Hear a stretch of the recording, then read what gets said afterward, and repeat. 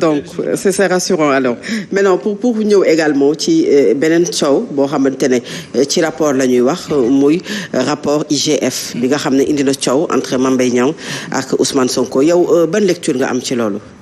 Comme je dis ça concerne deux Sénégalais. Mame Mbaye c'est un ministre de la République, je le salue de passage, nit ku baax la. Ousmane Sonko pareil, c'est un ancien collègue à qui je voue beaucoup de respect comme ni ma ko faral di waxe leen na mooy boole ak Ousmane Sonko mooy bokkuñu parti politique bokkuñu vision bokkuñu lu ñu gëm en matière politique. À part loolu gisuma lu war a mën a tax ma yëkkati baat bu ñaaw di ko teg ci Sonko, gisuma lu mën a tax ma wax Sonko musiba wala ma def ko. Honnêtement man bu may défendre, je défends des idées. Sonko amul je suis le plus virulent avec lui au sein de la coalition Benno Bokk Yaakaar mais li ma sekk ak moom mun naa waat ne néew nañu ko sekk ak moom te lépp lu ma wax ci moom yéen a ngi ciy teg seen bët kenn mënu ko dindi. Ça veut dire je vous laisse faire vos investigations c'est-à-dire tout ce que suba mun ngeen jël mission ngeen xool li Mamadou Ngom ñaa wax ci Ousmane Sonko yëpp ngeen di pointer lu ci amul dëgg suba ngeen woo. non xam nga wax nga ko koo xam ne bokku leen gis-gis bokku leen xalaat vous êtes des adversaires politiques kooku li ngay wax aussi ci moom est-ce que dañu ciy basé wu rek pour def des investigations. li ma wax yëpp ci moom lu nit di du teg baaraamam la du ay waxu caaxaan c'est-à-dire man yarewuñ ba noonu sa xëy rek di wax ci nit du ma ko def bu ma xamul ci yow dara ma maandu.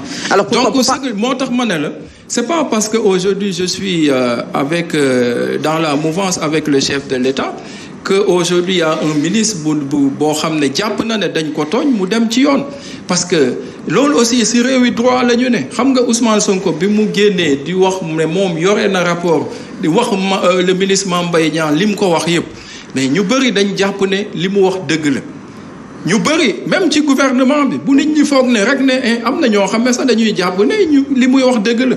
mais li nga xam ne bu ñu waxee ci yow Fatou bés bu ñu waxee ci yow lu jar nga dem yoon ci yoon di nga dem ci yoon. man ci rapport bii sax je pense que j'ai écrit 3 fois des plaintes pourtant ay chef d'organe ñoo ma woo ne ma bàyyil mu sedd.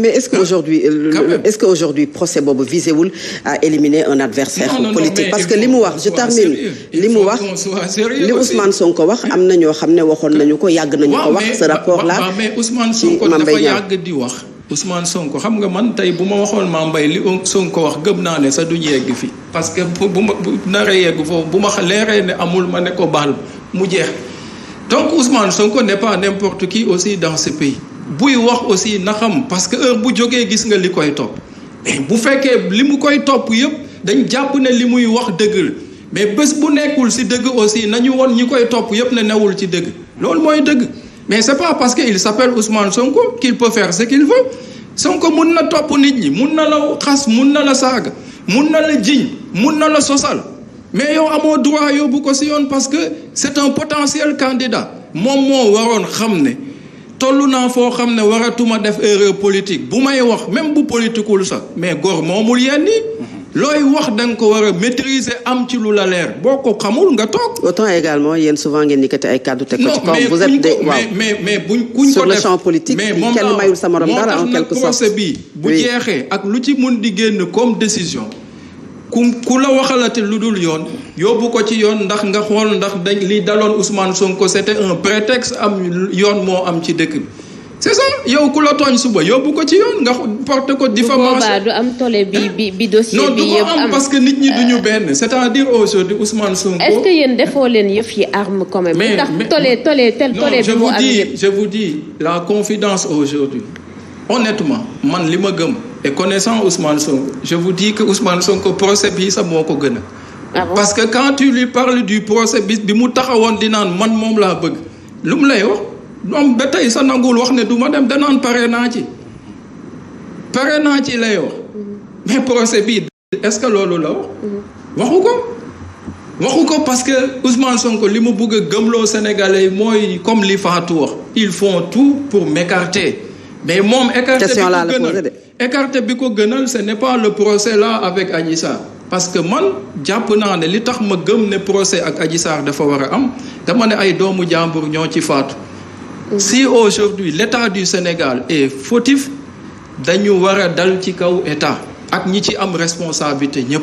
bu dee combine la comme niñ ko waxee dañu man bu boobaa wax dëgg neex yàlla xamatuma dara ci ñi nga xam ne man maay njëkk a taxaw sax di xeex pour que ñu sanctionner. alors par rapport ak doomu jàmbur yooyu ci faatu est-ce que procès Adji Sarr Ousmane Sonko moom moo koy leeral wala cette commission d'enquête bi ñu mettre en place pour éclaircir ci lu ñeel wàllu 14 morts yooyu. procès bi moo déclenché lépp parce que procès bi nit a taxaw ne dañ ma comploter taxaw ne dañ ma bëgg a jël si dañ ma bëgg a jaay doole. maa ngi woo ñi ànd ak man maa ngi woo Sénégal ñu ñëw xeexle ma moo taxaw wax bu wootewuloon loolu du am. donc loolu bu amee aussi mais puis da ngeen ko fi dégg yéen a ngeen vidéo yi quand même xam nga man dama bëgg gis nga vraiment dañu dem ba nga xam ne Sénégal ñëpp a dem ba am ba déserté. c'est-à-dire tout ce que je dis là je pouvais me taire hein, comme les autres je pouvais me taire y a rien qui m'oblige à parler mais est-ce qu'on a ce droit là.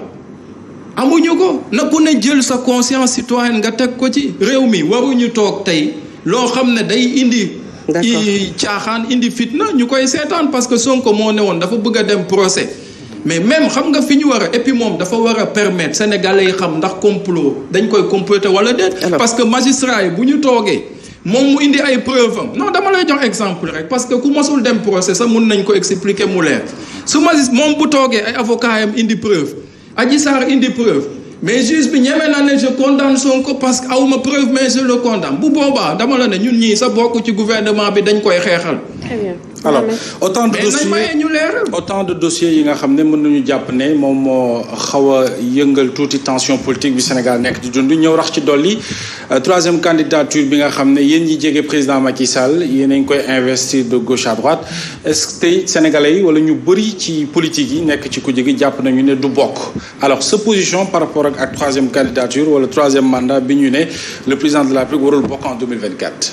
bon je pense que da nga ma jox occasion de parler au chef de l'État li may wax président de la République moo ko moom parce que moo ñu yàgg a wax ñun bu kenn si ñun waxu mandat liggéey la ñu sant parce que de réew lañ ko dénk te mu yaakaar si ñi mu jël responsabilité. oui mais ba mu koy wax ak léegi nag monsieur le directeur non ba mu koy wax ak léegi nag xanaa am na wuute non ba mu koy wax loolu yàgg na non je vous dis que attends ma yeggali li may wax xam nga man je suis un militant discipliné non dinaa la décevoir honnêtement je vais te décevoir parce que da nga jàpp ne falaayam du ma ci wax et je l'ai toujours fait et parce que le président de la République xam na ne vraiment bon bu ñu santee dara ñun dañ koy def ñaan nañu ko def nañu ko ba yegg si nañ foo ko xam ne il est temps qu'on se décide il est temps que ñu xam coalition Benno Bokk Yaakaar kan mooy candidat moom xaarloo nañu ba fi mais aujourd'hui man personnellement li may wax Mamadou Ngom Niang la engagé le président de la République pour man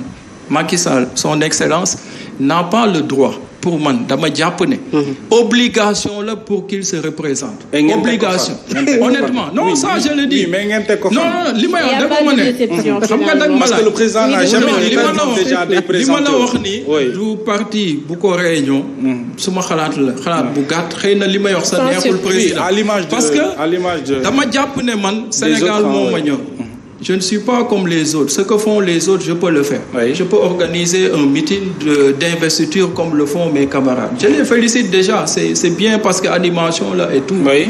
Mais pour moi, le plus important, c'est d'expliquer les Sénégalais pourquoi ce soit. War a imposer wu. tey li gën a yomb ci président comme ni ma wax xam nga réew comme ni ma wax boo ci newul munoo xam wala bu fekkee ne Sénégal ñoru la yenn yi satu la ko jaral maa ngi lay jox léegi exemple ne li ma dal ci coow li yëpp bu ma neexoon du ma dal parce que ñu validé wul seen bon dugul suma compte seen compte la dugg mënoon naa fayam mais vraiment c'est pour sauver des situations pour ñu jot seen sur le troisième mandat oui troisième mandat bu ma ko waxee président de la République li gën et puis du troisième mandat li ma gëm moom mooy que ne moom si boppam ñëpp dañ ko wax Sénégal utal sortie honorable loolu moom la engagé mu ngi mel ni benn nit la moom la ñuy utal sortie honorable xoolal ci ca njabootam la ñuy utal calme moom la ñuy utal sérénité moom la ñuy utal jàmm moom la ñuy utal ëllëg bu rafet xoolal am nga nu mu tuddati jeune nga wala am nga say at tollu nañ foo xam ne mun nga ñëwaat loolu yëpp ñu ngi koy wax président de la République ñenn ñi ñu ngi dem sa borom xam yow leer na la ne président de la bu jóge woon Sénégal organisation internationale bu mu bëgg a yore. oui mais raison de plus am na possibilité pour. mais raison de plus monsieur le directeur. waaw mais est-ce que ñun léegi. waaw dañu war a ñàkk fayda ñun. waaw ba ñun ñu am opportunité. lu waa ONU bëgg ñun waruñ ko bëgg ñun Sénégal. mais parti bu toll ni APR. coalition bu toll ni Benno Bokk Yaakaar. à quelques mois de l'élection présidentielle. ngeen ne Macky Sall rek fi nekk comme candidat. non du question. mais xam nga lu tax. waaw man dama jàpp ne. président de la République jig na réew mi liggéey na fi. oui mais comme ay prédécesseurs mais li fi def kenn defu ko. oui mais non moom bu defoon li ay prédécesseurs am def sañu mun a wax. te toll nañ foo xam ne tey contexte politique international waxuma sa Sénégal mais tey avec l'avancée du terrorisme. avec les menaces yi nga xam ne ñoom ñoo am les guerres ak nu mu tuddati yenn crises yi nga xam ne ñu ngi am au niveau international. xam nga jamono toll na foo xam ne. tey carnet d'adresse bi mu am. ak taxawaay bi mu am au niveau international. waruñu toog di naan rek ne parce que dañu bëgg mu respecter moom parole am. et la stabilité du Sénégal dans tout ça. moom laa la wax. la stabilité du pays mais ci am ñu nga xam te taxaw nañu ne jaral na leen réew mi tàkk mais yéen est-ce que xam ngeen ne bu naree présenté wu est-ce que mu ngi bàyyi xel loolu mais xam nga yéen vous avez. ay plateformes yi taxaw jàmm gën troisième mandat. non ceux qui disent ça. oui toutes les personnes qui disent ça pour man benn bët la ñuy xool. ah oui c'est parce que ñoom benn bët bi li ñu gis que ne mooy musiba réew mi mooy coow li muy indi mooy peut-être comme ni ñu jàppee woon. évidemment mais déglul mais il y a pire que ça. ah oui parce que demain le départ du président Macky Sall peut provoquer pire que li ngeen di ragal. mais Mamadou. et c'est ça ma conviction. tey bu ma demee man bay ñaan son excellence le président de la République de rester. moi je vois de mais yaa ngi mesurer les conséquences. je vois de l'autre œil je sais que ne quel que soit alpha les deux benn dina ci am. mais est-ce que mesurer mooy bi ngay wax parce que bu waree tegaat am na ñuy bañ. jaxasoo dina am. mais bu demee. je vous le dis ici noté. lu gën a terrible yow li ngay wax moom mooy. mais facilité wu leen. li gën a terrible. mais yombaloo leen président Macky Sall génn bi comme ñaar ñoo am. oui il faut que ñu choisir. et moi j'invite les Sénégalais. moi Mamadou Ngom Niang li ma gis man. lecture bi il faut que may ñu aussi ñu placer sur ay questions. Mamadou est-ce que c'est pas une insulte ci tous les Sénégalais. gëm ni Sénégal mënul am président boo xamante ne mën na def autant ou même beaucoup plus que le président Macky Sall. parce qu'en vous entendant dafa mel en vous écoutant on a l'impression que bu fi président Macky Sall jógee dëkk bi dafay sombrer. ci kaw que li ñu jot a am dañ. non lu ma yaakaar analyse lay def c'est-à-dire man du ma yàlla bay prédire li nga xam ne. man dama ne je fais une analyse scientifique. on a l'impression que président mais qu'est-ce que vous dites que le pays sera day nekk kaw bu fekkee. je peux mën naa yeggali sama question. donc je peux faire moi. mais loolu lañ dund 2011 2012. mais c'est 2011 n'est pas 2020. ay plateforme taxaw nañu fi jàmm gën troisième mandat ñuy artu. mais dama ne xam nga yàlla moom. ay mbiram moo ko moom. jamono ju ne Turquie suuf sa yëngatu na du lu nit prévoir lu yàlla décider la et on peut vivre pire que ce que ces pays vivent faites attention. très bien alors. yàlla moom àddunaam lu mu ci prévoir mooy am donc lépp lu ñuy def rek nañ ko yemale ñun ci li ñu maîtriser et on fait de l'analyse moi je peux me tromper. mais si je me trompe c'est de bonne foi te ma jàpp rek ne su ma xel laa demee lii laa gëm lii laa gis moom foofu laa wax. d'accord ci élection yi mujj am vérité des urnes ak reconfiguration bi am ci espace politique bi opposition bi avancée yi ñu def. pensez-vous que les Sénégalais veulent toujours du président Macky Sall. waaw mais même bu fekkee dañ bëgg mu dem kay defe naa ne yow wax nga wax yi est-ce que président tey même man ak li ma wax yëpp bu fekkee ne tey parce que li may wax ni c'est pour convaincre. Là je ne parle plus de yéen loo leen bëgg ou de ce que le président Macky Sall veut mais de ce que les Sénégalais veulent. moom laa lay wax parce que au finish qui va arbitrer on parle d'une candidature man dama ne war na mën a teg candidature am parce que moo ñu doon wax nag bu leen ci wax mais il est temps que maintenant ñun ñoo koy wax ne moom amatul ce choix man dama jàpp ne bu xoolee intérêt Sénégal parce que dafa am loo xam ne yow xamoo ko xëy na man xawma ko sax mais président xam na ko. muy lan.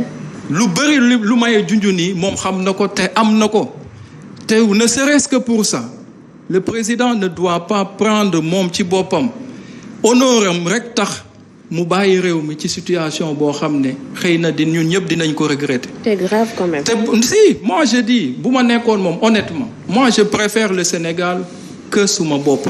le Sénégal doit être au-dessus de tout le monde. tey man bu ma waroon a disparaître pour que ce pays avance je suis prêt à le faire. parce que man noonu laa jàppe ne. voilà mbir yi noonu la war a dem. Mamadou est-ce que pare ngeen endosser les conséquences devant l'histoire conséquences yu trouble yi mën a am yéen les promoteurs aujourd'hui de cette troisième candidature de Macky Sall. ne man d'abord ma ne la man ab jullit laa avant tout am lu ma gëm bu ma leeroon ne président de la République gënul ci réew mi honnêtement gisuma lu war a mën a tax may défendre cette thèse et je le jure sur le Saint-Coran su ma jàppoon ne tey man même bu ma nekkatul ci ab responsabilité sa président de la République desaat fi moo ma gënal encore. Vous avez peur de quoi? Non de rien du tout. lan ngeen ragal ba bañ ko accompagner mu sortir par la grande porte. dama jàpp rek ne mooy njëriñu réew mi dama jàpp rek ne mooy njëriñu Sénégal loolu kese la fa laa ko teg maintenant comme je dis comme ni mu wax li ma wax sénégalais bi il faut loolu pour mu mun a am moom aussi ma mun ko convaincre si ay idées. mais du si taxaw di dajale ay mbooloo parce que comme ni mu wax xam nga tey fi ñu war a tension bi am yéen ñii war ngeen ci am rôle bu ngeen si jouer parce que tey benn Sénégalais warul nangu tey homme politique ak boor bu mu mun di ne mu war a jaxase réew mi parce que nag après tout yéenay décider vous les Sénégalais. Alors parce que tey bu président de la ngeen foog ne ñun neex nañu ñu am 82 députés suñu mënoon a jox suñu bopp ay nombre députés 82 la ñuy jox suñu bopp.